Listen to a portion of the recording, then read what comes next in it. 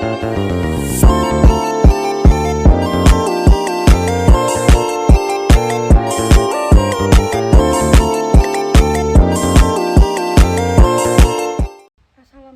warahmatullahi wabarakatuh.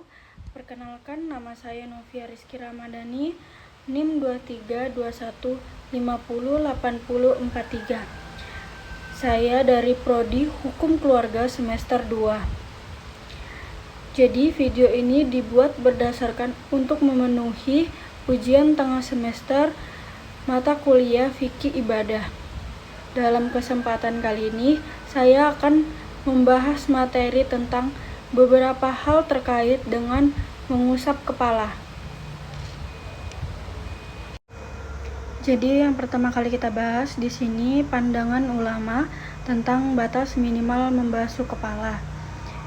Ibnu As-Sabak menuturkan dari Ibnu Umar radhiyallahu an, batas minimal membasuh kepala adalah dengan melakukan sesuatu yang bisa disebut membasuh kepala meski hanya sedikit. Sementara itu, ada 3 pendapat yang meriwayatkan dari Ibnu Hanifah, yaitu yang pertama, yang paling masyhur adalah batas minimalnya seperempat kepala. Yang kedua, seukuran 3 jari kali 3. Yang ketiga, seukuran ubun-ubun.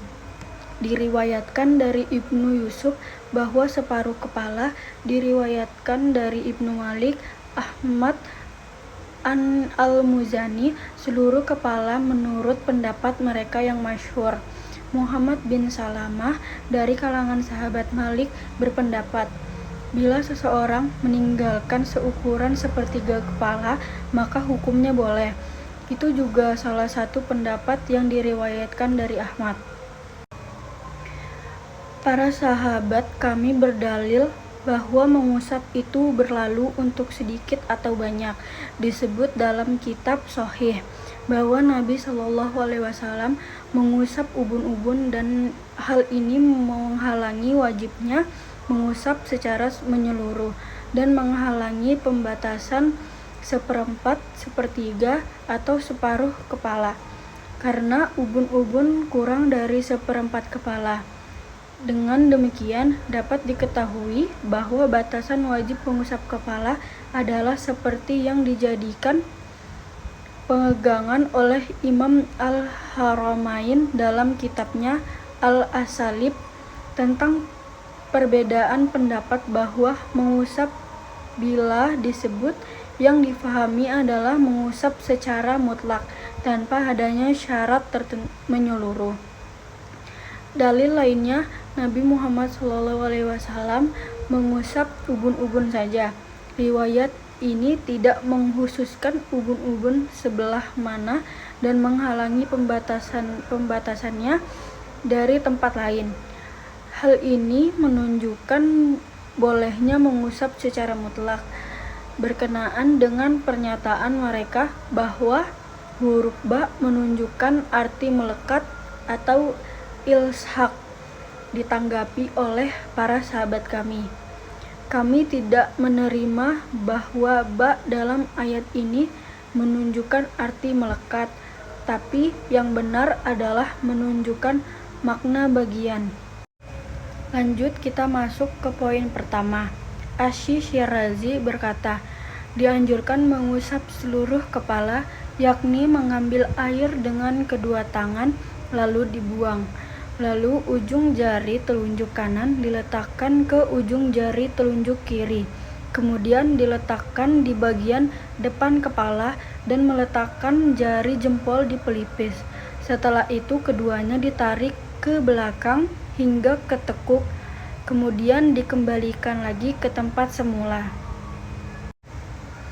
Hal ini berdasarkan riwayat Abdullah bin Zaid yang menyebutkan tata cara wudhu Rasulullah Shallallahu Alaihi Wasallam bahwa beliau mengusap kepalanya dengan kedua tangannya ke bagian depan dan belakang, dimulai dari bagian depan kepala lalu tarik ke belakang hingga tekuk. Mengingat tempat-tempat tumbuhnya rambut berbeda, maka saat melakukannya rambut diusap menuju tengkuk dan usapan berlaku pada rambut bagian luar, dan saat membalikan. Usapan saat kembali ke depan menutupi bagian yang belum terusap. Hadis Abdullah bin Zaid tersebut diriwayatkan oleh Al-Bukhari dan Muslim dengan redaksinya. Sementara dalam kitab Sahihain terdapat tambahan setelah perkataan Abdullah, kemudian keduanya ditarik ke tekuk lalu dikembalikan ke tempat semula. Penulis tidak menyebutkan tambahan ini padahal seharusnya disebut untuk melengkapi dalil seluruh penjelasan yang dikemukakan. Para sahabat kami sepakat hukum mengusap seluruh kepala dianjurkan berdasarkan hadis ini dan hadis lain, serta sebagai langkah untuk menghadiri perbedaan pendapat ulama. Tata cara mengusap kepala yang disebutkan penulis tadi sepakat dianjurkan berdasarkan hadis Abdullah bin Zaid di atas dan inti yang telah kami sebutkan. Masuk ke poin kedua, Asy-Syirazi berkata, apabila seseorang memiliki sehelai rambut lalu diusap, maka itu sudah mencakupi, dan apabila ia mengusap kulitnya, maka itu juga sudah mencakupi, karena semuanya disebut kepala. Dan apabila di kepalanya ada rambut, maka ia harus mengusap rambut. Itu dianggap tidak cukup apabila hanya membasuh kulitnya saja, karena yang diwajibkan untuk diusap beralih dari kulit ke rambut, dan sebab yang bersangkutan memiliki rambut. Oleh karena itu, ia tidak boleh hanya dengan mengusap kulitnya yang ada di balik rambut. Ini seperti halnya apabila yang bersangkutan membasuh kulit di balik jenggot lebat, sementara jenggotnya tidak dibasuh, itu tidak sah. Demikianlah yang dipastikan oleh para sahabat kami dalam hal ini. Sementara itu, As-Sarkhasi menuturkan pendapat lain yang menyatakan sah dan mencakupi dalam kasus jenggot tidak apa-apa. Al-Mutawalli dan lainnya membedakan antara mengusap kepala dan jenggot karena yang diwajibkan adalah membasuh wajah.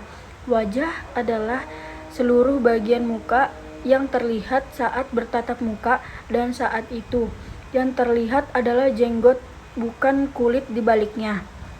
Sementara kepala adalah bagian yang ada di atas dan kulit atas. Ahli bahasa serta ijma menilai orang yang mengusap kulit kepala sama dengan mengusap kepala. Dengan demikian dapat disimpulkan bahwa dalam hal ini berbeda pendapat. Yang pertama, kulit cukup dibasuh saja pada kedua kasus kepala dan jenggot. Yang kedua, tidak cukup. Yang ketiga, pendapat yang kuat bahwa itu mencakupi untuk kepala, tidak untuk jenggot. Wallahu a'lam ya teman-teman. Masuk ke poin kedua, Asy-Syirazi berkata, apabila seseorang memiliki sehelai rambut lalu diusap, maka itu sudah mencakupi, dan apabila ia mengusap kulitnya, maka itu juga sudah mencakupi, karena semuanya disebut kepala.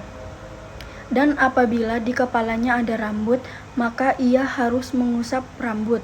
Itu dianggap tidak cukup apabila hanya membasuh kulitnya saja, karena yang diwajibkan untuk diusap beralih dari kulit ke rambut, dan sebab yang bersangkutan memiliki rambut. Oleh karena itu, ia tidak boleh hanya dengan mengusap kulitnya yang ada di balik rambut. Ini seperti halnya apabila yang bersangkutan membasuh kulit di balik jenggot lebat, sementara jenggotnya tidak dibasuh, itu tidak sah. Masuk ke poin ketiga, Asy-Syirazi berkata, apabila yang bersangkutan memiliki jambul di bagian bawah kepala, kemudian mengusap bagian tersebut, maka hukumnya tidak mencakupi, karena bagian itu tidak disebut kepala. Apabila ia memiliki rambut lurus dan terurai dari tempat tumbuhnya rambut, tapi tidak menjulur ke bawah dari tempat wajib, lalu ia membasuh ujung-ujungnya saja, maka itu sudah mencakupi. Karena itu sudah termasuk kepala. Di antara para sahabat, kami ada yang menyatakan tidak mencakupi karena membasuh rambut di luar tempat tumbuhnya seperti di ujung dan usapan tersebut tidak dinilai apapun. Penjelasannya, rambut pitalan ke belakang tengkuk dalam bahasa Arab disebut dengan zu'abah.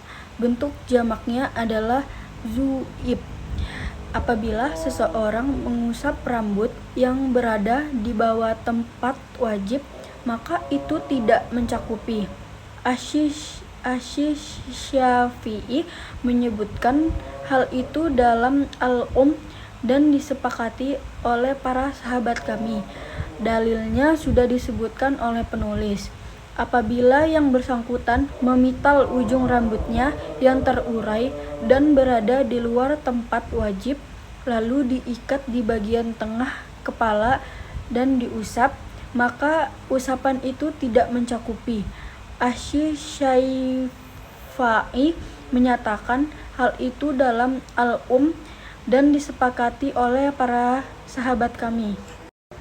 Masuk ke poin keempat, Asy-Razi berkata, apabila di atas kepala seseorang ada selendang dan ia tidak ingin melepasnya, maka ia mengusap ubun-ubunnya dan mengusap selendangnya agar merata. Berdasarkan riwayat Mughair radhiyallahu an bahwa ketika Nabi Muhammad SAW berwudu, beliau mengusap ubun-ubun dan bagian atas selendang. Apabila hanya sebatas mengusap selendang saja, tidaklah mencakupi karena selendang bukan kepala. Di samping itu, kepala adalah bagian yang tidak ada sulitnya untuk diusap air, sehingga tidak boleh hukumnya membasuh penghalang yang terpisah seperti wajah dan tangan. Hadis Mughair ini diriwayatkan oleh Muslim dalam kitab Shahihnya. Hal ihwal Mughair telah dijelaskan sebelumnya. Ungkapan penulis di samping itu, kepala adalah bagian yang tidak ada sulitnya untuk diusapi air. Tidak mencakup pembalut tulang yang patah. Penghalang yang terpisah tidak mencakup mengusap rambut kepala. Para sahabat kami berkata, apabila seseorang mengenakan selendang dan ia tidak ingin melepasnya karena atau tanpa uzur, maka ia dianjurkan mengusap ubun-ubun secara keseluruhan. Ia bahkan dianjurkan untuk meneruskan usapan ke selendang, baik selendangnya dipakai pada saat suci atau saat berhadas. Apabila di atas kepalanya ada peci dan tidak ingin dilepas, maka itu sama seperti hukum selendang, di mana ia cukup mengusap ubun-ubunnya, tapi dianjurkan untuk meneruskan usapannya itu di atas peci. Hal ini dinyatakan secara tegas oleh Abu Abbas Al-Jurjani dalam At-Tahrir. Demikian juga hukum benda yang ada di atas kepala wanita. Apabila yang bersangkutan hanya sebatas mengusap selendang saja dan tidak mengusap kepala sama sekali, hukumnya tidak mencakupi. Dalam hal ini tidak ada perbedaan pendapat di antara kami. Ini adalah mazhab mayoritas ulama. Seperti itulah yang dituturkan oleh Al-Khattabi, Kahabi, Al-Mawardi, dan sebagainya. Asy-Syafi'i berkata dalam Al-Buwaitihi, wanita memasukkan tangannya ke bawah kerudung hingga rambutnya dapat terusap. Apabila ia meletakkan tangannya yang basah di atas kerudung, maka menurut para sahabat kami, apabila basahan tersebut dapat tidak mengenai rambut, maka itu tidaklah mencakupi. Namun apabila sampai, maka hukumnya sama dengan lelaki yang meletakkan tangannya yang basah di atas kepala. bila diusapkan sudah mencakupi, dan bila tidak, maka dalam hal ini ada pendapat yang kuat menyatakan bahwa itu telah mencakupi. Apabila seseorang memiliki dua kepala, maka cukup salah satunya saja yang diusap. Dalam hal ini ada juga kemungkinan lain seperti yang dikemukakan oleh Ad-Darimi. Penjelasan ini telah disebut sebelumnya dalam pembahasan tangan membasuh wajah. Para sahabat kami berkata, tidak ada ketentuan harus dengan tangan saat mengusap kepala. Orang boleh mengusap dengan jari-jari, dengan satu jari, dengan kayu, sobekan kain, atau lainnya, atau boleh juga diusapkan oleh tangan orang lain. Kesimpulannya, apabila ada air menetes ke kepala tapi tidak membasahi atau meletakkan tangan yang basah di atas kepala, namun tidak diusapkan atau membasuh kepala dan bukannya mengusap, maka semua itu sudah mencakupi berdasarkan pendapat yang kuat. Inilah yang dipastikan oleh mayoritas ahli fikih karena semua itu intinya adalah membasuh. Ada juga pendapat lain yang menyatakan bahwa itu tidak mencakupi karena semua tidak disebut membasuh. Pendapat ini dituturkan oleh Al-Mutawalli, Al-Baghawi, Ar-Ruyani, Asy-Syaikhi, dan lain. Imam Al-Haramain meriwayatkan kesepakatan yang menyatakan bahwa sahnya membasuh kepala. Ia berkata, karena membasuh itu lebih dari sekedar mengusap, maka cukup dengan mengusap berdasarkan secukupnya, membasuh secara lebih utama. Cukup sekian yang bisa saya sampaikan, kurang lebihnya saya mohon maaf. Semoga video ini bisa bermanfaat buat teman-teman semua. Sekian, terima kasih. Wassalamualaikum warahmatullahi wabarakatuh. Bye-bye.